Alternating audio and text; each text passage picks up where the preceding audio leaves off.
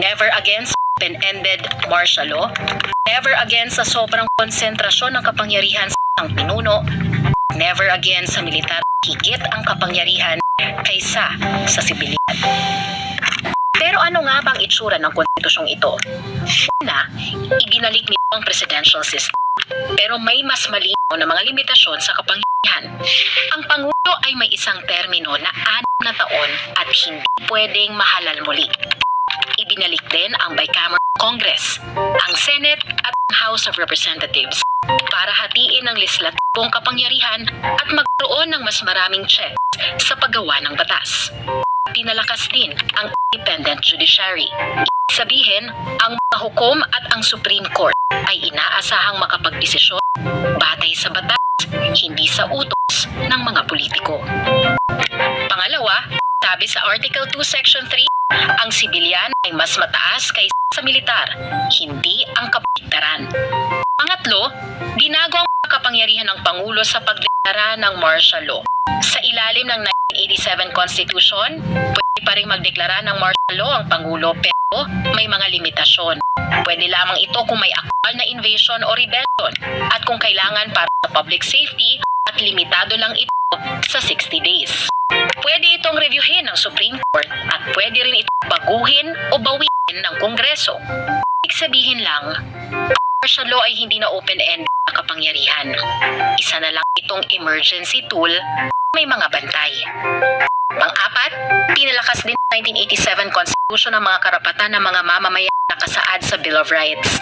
Ang mga batas na nagsasabi kung ano ang hindi pwedeng gawin ng gobyerno sa isang tao. Halimbawa, hindi ka pwedeng arestuhin ng walang legal na dahilan. May karapatan ka sa ayos na paglilitis sa korte.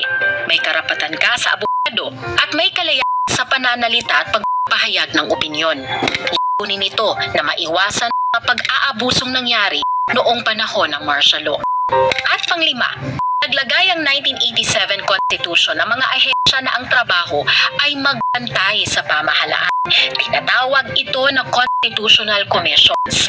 Kabilang dito ang Commission on Audit o COA, sila ang tumitingin kung saan napupunta ang pera ng gobyerno. Civil Service Commission o CSC, ang nagbabantay sa mga empleyado ng gobyerno. Commission on Elections, ang namamahala sa halalan. May isang mahalagang tanggapan ang Office of the Ombudsman. Tinatawag ito na Protector of the People.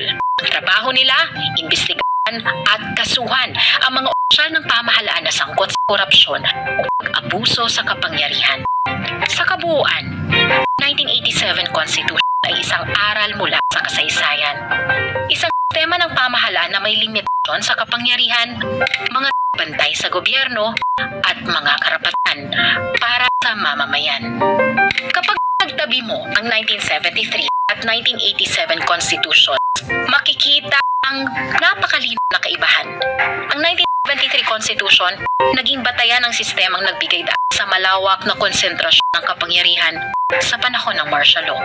Ang 1987 Constitution naman, sinasang isulat upang maglagay ng mga limitasyon sa kapangyarihan, paghatian ito sa ibang sangay ng gobyerno at magtatag ng mga bantay laban sa abuso.